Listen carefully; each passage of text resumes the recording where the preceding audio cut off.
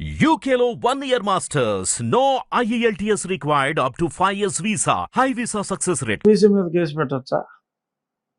ఈ బీసీకి ఇచ్చే హక్కులో దళితుడి మీద కూడా కేసు పెట్టవచ్చా? ఒక దళితుడు పొరపాటున ఓ మంగళయానో చాకలానో అంటే వీళ్ళు ఎస్సీ మీద కేసు పెట్టవచ్చా?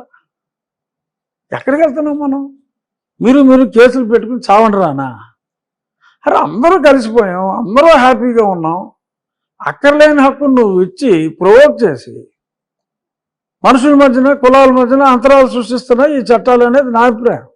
కాదు సార్, ఓ పక్కనేమో సనాతన ధర్మం అనేది అంత పెద్ద ఫైటింగ్ ఓ పక్కన జరుగుతున్నది, ఇంకో పక్కనేమో క్రిస్టియానిటీ అని చెప్పి జగన్మోహన్ రెడ్డి గారు ఆయన చేస్తున్నాడు. వీటిలో మళ్ళీ బీసీ చట్టం తీసుకురావడం ఏంటంటే how far it is correct and relevant? కాదండి, బీసీలకి మీరు మంచి చేయండి, మీ ఓట్లు రాజకీయం అది ఎవరికైనా చేయించండి, దానికి చట్టం ఎందుకు? దాన్ని ఇటువంటి చట్టం ఏది, ఈ చట్టం వేరు. ఈ చట్టం ఏంటి? బీసీ వివక్ష చట్టం. ఒక ఎక్సెప్ట్ వేపలోని, కామటోని, రాజుగారిని, ఖమ్మోడిని, ఇంకా 1 కులాన్ని తప్ప ఇంక ఎవరిని కూడా అక్కడ కాపాడా అంటే తప్పులేదు, అక్కడ వేపరా తప్పులేదు. బట్ నువ్వు ఆడు డాష్ ఆడరా, ఈడు డాష్ ఈడురా అని మనం తరతరాలుగా మాట్లాడుకునేది మాట్లాడితే అది కేసు కట్టేయచ్చు. మిమ్మల్ని వేపన డాష్ అంటే మీరు కేసు కడతానికి లేదు. అవును, మీరు పొరపాటున అతని పేరు మర్చిపోయి అని వృత్తితో పిలిచారండి. చూడండి, మీలాంటి త్రిబులార్ కూడా మాట అనడానికి భయపడుతున్నారు. అవును, కేసు పెడతాడు, కేసు పెడతాడు, రేపు చట్టం వచ్చింది వెంటనే అప్పుడు ఇలా మాట్లాడేయడానికి. సో అంతరాల్ని అక్కర్లేని చట్టాలు తీసుకొచ్చి పెంచుతున్నారు ఓట్ల కోసం. అది కరెక్ట్ కాదు అనేది నా అభిప్రాయం. సరే, రేపు వెళ్ళిపెట్టినప్పుడు నా అభిప్రాయం నేను చెప్పొచ్చు. సరే, మెజారిటీ ఏమంటే అదే నడుస్తుంది, అది వేరే విషయం. కానీ at least people should understand. People పరిపాలకులు తీసుకొచ్చి ప్రజల మీద రుద్ది మళ్ళీ ప్రజలు ఇంకేం ఆలోచిస్తారండి? అదే టబాకో గూడ్స్ అన్ని రోడ్డు మీద పెట్టి అమ్మి వాడద్దు చచ్చిపోతారని చెప్పినట్టు ఉంటుంది. ఎదురుగుండా అవైలబిలిటీలో పెట్టి వద్దొద్దు అని సినిమా థియేటర్లో చావు కొడతారు, లోపలికి వెళ్ళి మనం ఏదో ఎంటర్టైన్మెంట్ కోసం అని కూర్చుంటే. ఇప్పుడు ఇది కూడా అలాంటిదే, చట్టం తీసుకొచ్చి పెట్టి ప్రజలారా మీరు ఆలోచించండి అంటే ఏం ఆలోచిస్తారు? వీడిని ఎలా ఇరికించాలి, వీడిని ఎలా చావు కొట్టాలని ఆలోచిస్తారు. చూడండి, అసలు రేపు ఆ చట్టం కూడా వచ్చాక ఎన్ని కోర్టు కేసులు పెరుగుతాయి?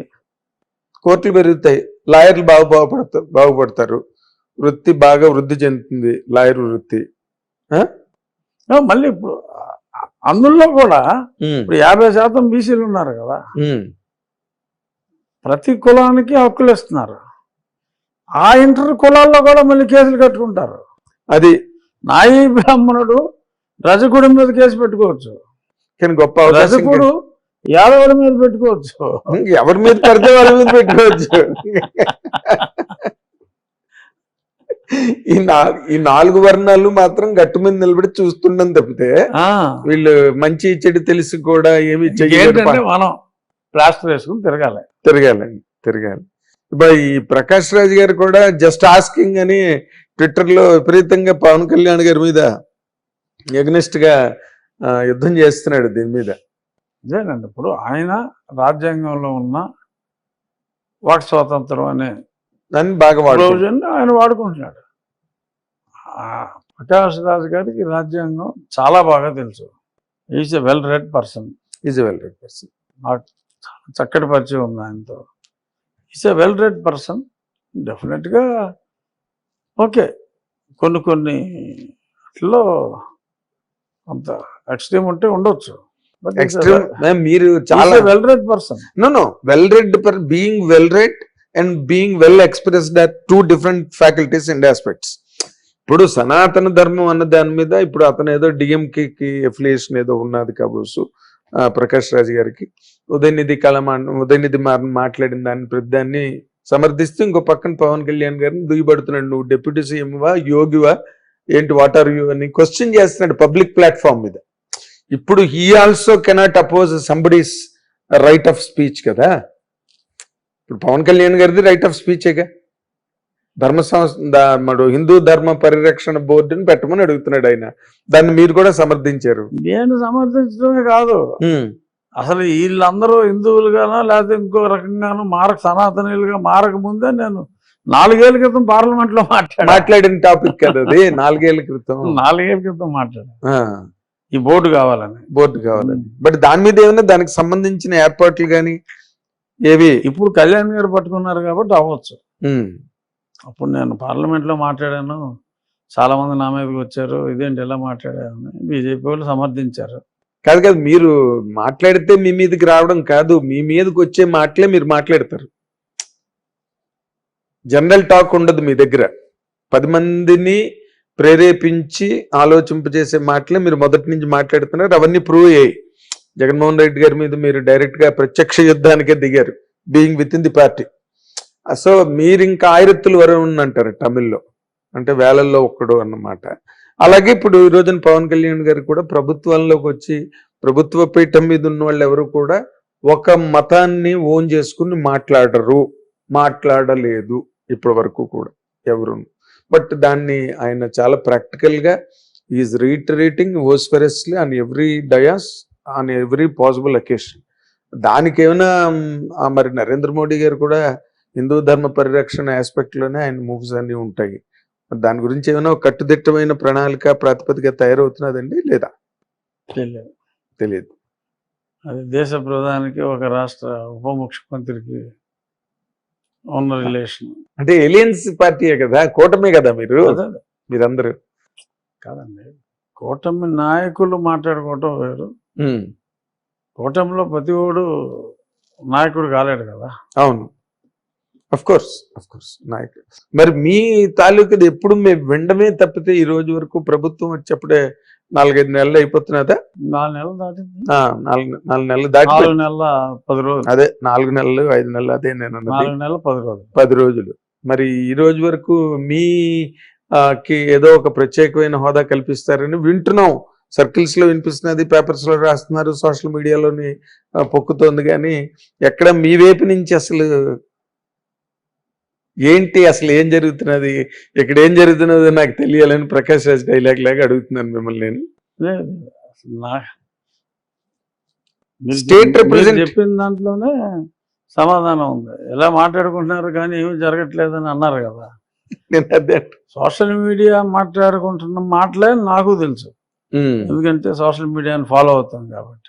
అంటే నార్మల్ గా మీరు ఈ పార్టీలోకి వెళ్ళి ఈ పార్టీ ద్వారా పోటీ చేసి గెలిచి ఆ నేపథ్యంలో చాలా మంది ఏమనుకున్నారంటేనండి, అందరూ వాయిస్ నేను రిప్రజెంట్ చేస్తున్నా. ఎందుకంటే you are the first rebel. పార్టీలో ఉండి జగన్మోహన్ రెడ్డి గారి పార్టీని మీరు అసలు మామూలుగా చీల్చి చెండాడలేదు మీరు. దాన్ని అలా చేసిన మొట్టమొదటి వ్యక్తి. తర్వాత ఈ ఎలక్షన్ వాతావరణం అంతా బాగా వచ్చిన తర్వాత పార్టీ మాట్లాడుకోవడం వేరు. మీరు విత్ ఇన్ ది పార్టీ ఉండి ప్రాణాలకు కూడా తెగించేంత వరకు వెళ్ళిన వ్యక్తి మీరు. 3 సార్లు చావు తప్పించుకున్నా. అదే అంటున్నా. అలాంటి మీకు ఏదో ఒకటి 100% ఒక ప్రత్యేకమైన స్థానము, లేకపోతే ఒక ప్రత్యేకమైన యుద్ధమిద్దమైన నిర్దిష్టమైన హోదా ఏదో ఒకటి కలుగుతుందని, కలిగిస్తారని చెప్పి అందరూ ఆశించారు. But why it is not happening? మీకు తెలిసినంత వరకు, మీ అబ్జర్వేషన్ వరకు, what is blocking you? Blocking మీయా? What is blocking the leaders అనేది మనం అడగాలి, అంతే తప్ప. అదే సార్, ఫ్రమ్ దట్ సైడ్ మీరు ఆర్ బీయింగ్ బ్లాక్డ్. అంటే ఇప్పుడు మీకు ఏదో ఒకటి ఇస్తే you are on the forging direction, you are on upsurge. ఇవాళ ఫార్చునేట్గా నాకు అవసరం లేదు, ఫార్చునేట్గా. ఎందుకంటే మొన్న లాస్ట్ వీక్ విజయనగరంలో కలిసాం, లాస్ట్ మంగళవారం. అవును, 6 రోజులైంది. విజయనగరంలో నా కాన్స్టిట్యున్సీ కాదు, నా ప్రాంతం కాదు, మీకు ఏ రకంగా సంబంధం లేదు, ఏమీ సంబంధం లేదు. విజయనగరంలో ఆ 500 మీటర్లో రోడ్డుకి 2 వైపులా ఉన్న క్యూ లైన్లో నాకెంత గౌరవం ప్రజలు ఇచ్చారు. మిమ్మల్ని ఎంతమంది పలకరించారో, మిమ్మల్ని చూసి ఎంతమంది కేకలు పెట్టారో నేను ప్రత్యక్ష సాక్షిని. మీరే ప్రత్యక్ష సాక్షి. ఎస్, నాకు తెలిసి రాష్ట్రంలో ఏ మంత్రికి కూడా అందులో 10వ వంతు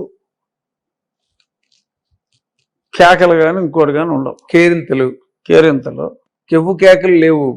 మీరు కాబట్టి అంటే నేను అనేది ప్రజల్లో నాకు అంత గౌరవం ఉన్నప్పుడు ఈ పదవి నాకెంత అంటారా? పదవి నాకెంత అంటలా, ఇవ్వనందువల్ల నాకు నష్టం లేదంటున్నా. అది మీకు వాటిల్లో నష్టం ఏం లేదు. నాకు వాటిల్లో నష్టం ఏమీ లేదు. మీ ఇమేజ్ ఏం తగ్గదు, మీ పాపులారిటీ తగ్గదు. ఎవడైనా మంత్రి అయితే 10 మంది గుర్తిస్తారేమో అని అనుకుంటారు జనరల్గా. అవును. అసలు నాకు ఏ పదవి లేకుండా నాకు ఆ గుర్తింపు ఉంది.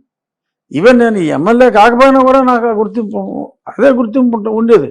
అవును. ఈసారి ఎమ్మెల్యే కాకపోయినా, ఈసారి నేను ఎమ్మెల్యే కాకపోయినా, గెలవకపోయినా, పోటీ చేస్తే గెలుస్తారులేండి. అందుకని ఎమ్మెల్యే కాకపోయినా కూడా నాకు అదే ప్రజాదరణ ఉండేది. దాంట్లో అయితే డౌట్ లేదండి. As a media person I'm telling, so you are being loved and admired by lot of people. lot of neutral people. Neutral people. అందరికీ పార్టీ అఫిలియేషన్ ఉండదు కదా. పార్టీ అఫిలియేషన్ లో ఉన్న వాళ్ళు కూడా కొంతమంది బయటకు చెప్పలేకపోవచ్చు, కానీ So, నాతో అంచేత- వ్యక్తిగతంగా అన్న వాళ్ళు చాలా మంది ఉన్నారు. న్యూట్రల్ పీపుల్లో ఎస్ నన్ను అభిమానించే వాళ్ళు ఉన్నారు, లక్షల్లో ఉన్నారు. ఎస్. సో అంచేత ఏ పదవి రాలేదు అన్న బాధ హానెస్ట్గా చెప్తున్నా, నాకు ఏ కోసమే లేదు. హానెస్ట్గా చెప్తున్నా. ముందు ప్రమాణ స్వీకారం రోజు పిలుపు వస్తుందని అనుకున్న మాట నిజం. ఒక 2-3 నిమిషాలు okay, or at the most 5 నిమిషాలు వదిలేసాం. పూర్తిగా ఎమ్మెల్యేగా నా పనిలో నేను మీ అంత బిజీగా ఎవరు లేరని నా ఉద్దేశం అండి. అట్లీస్ట్ మినిమం 5 నుంచి 5.5 రోజులు కాన్స్టిట్యున్సీలో ఉంటున్నా. ఒక రోజు 1.5 ఇటు వస్తున్నా, హైదరాబాద్ వస్తున్నారు. హైదరాబాద్ వస్తున్నా. నేను మధ్యాహ్నం వచ్చా, వాళ్ళు సాయంత్రం వెళ్ళిపోతున్నా. 6 o'clock నా ఫ్లైట్. సో నేను ఫుల్ బిజీగా ఉన్నా. I'm enjoying my duty with overwhelming public support Following at every nook and corner of the state. yes. So నేను ఎక్స్పెక్ట్ చేసింది ఇదే. So I got what I head expected. మీరు ఆశించింది మీకు దక్కుతుంది. నేను ఆశించింది ప్రజాభిమానం. అది నేను ఆశించిన దానికన్నా 1000 రెట్లు ఎక్కువ నాకు దక్కింది, దక్కుతుంది. Present continuous tense. Present continuous tense దక్కుతుంది. So I'm happy. But your fans are not happy. You should also make it point. మీకు ఏదైనా వస్తే వాళ్ళు చంకలు గుద్దుకుందామని ఆలోచనలో ఉన్నారు, అది జరగట్లేదు. వాళ్ళు దాని గురించి వెయిట్ చేస్తున్నారు, ఎప్పుడు జరుగుతుంది, ఎలా జరుగుతుంది. ఎందుకంటే టీటీడీ బోర్డు, ఇందాక నేను అన్నట్టుగా టీటీడీ చైర్మన్ ఒకటి ఎక్స్పెక్ట్ చేశారు. అది ఏదో మొత్తానికి ఢిల్లీ డాలీయింగ్ లో ఉంది. అది నెక్స్ట్ ఇంకేదో స్టేట్ రిప్రజెంటేటివ్ ఇన్ ఢిల్లీ అనేది అదే ఒకటి ఏదో ఎక్స్పెక్ట్ చేశారు. అది కూడా జరగలేదు. ఇంకా ఏం జరుగుతాయి, ఎలా జరుగుతాయి అనేది అంతా ఒక సస్పెన్స్ సినిమాలో నడుస్తుంది. జరగనిదే ఎందుకు జరగలేదో I think people will know. తెలుసుకునేంత ఉందండి. I think people might know. అంటే నేను ప్రజలకే ఆ అండర్స్టాండింగ్ ఉంది అని నా అభిప్రాయం. అది నాకు లేకపోవచ్చు, మీకు లేకపోవచ్చు, కాకపోవచ్చు. పబ్లిక్ ఆర్ మోర్ సెన్సిటివ్ కదా.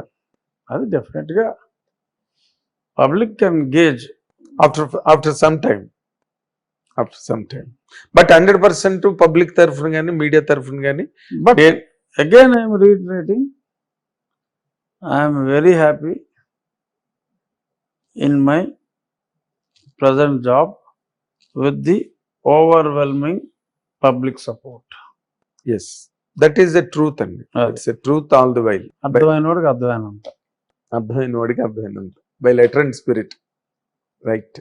సో మీరు రాబోయే కాలంలో ఇంకా మంచి మంచి ఉన్నత స్థానాలు, సమున్నత స్థాయికి ఎదగాలని ఆ అవకాశాలు ఎక్కువ నిండుగా మెండుగా కనిపిస్తున్నాయి. బట్ ఏ నిర్ణయాలు ఎప్పుడు వెలువడతాయో, ఎప్పుడు ప్రచురణలోకి వస్తాయో తెలియదు. కాబట్టి అంతవరకు వెయిటింగ్ లో ఉంటారు అందరూ, మీ అభిమానులందరూ. we wish you very good times ahead and all the very best in all your future endeavors, Raj garu. Thank you Nagendra Kumar garu. Thank you so much. ఇది రాజుగారు నార్మల్ గా బాణాలు వేసేటట్టుగా మాట్లాడే నైజం లక్షణం పుట్టుకతో వచ్చిన మన రఘురామకృష్ణరాజు గారు ఈసారి కొంచెం ఆచితూచి చాలా సమతూకంతోనే మాట్లాడుతూ వచ్చారు. ఎక్కడ కూడా ఆయన ఏ విషయంలోని చక్ అని మాట్లాడలేదు. ఆ పరిణితిని కూడా మనం ఇక్కడ ఆయనలో గమనించాలని నేను మిమ్మల్ని కోరుతున్నాను. Thank you watching. Hit TV app ని డౌన్లోడ్ చేసుకోండి. ఇందులో short news, live news, entertainment movies అన్ని అవైలబుల్ గా ఉన్నాయి. Please download Hit TV app. Hit TV app. Hit TV యాప్ని ఫ్రీగా డౌన్లోడ్ చేసుకోండి.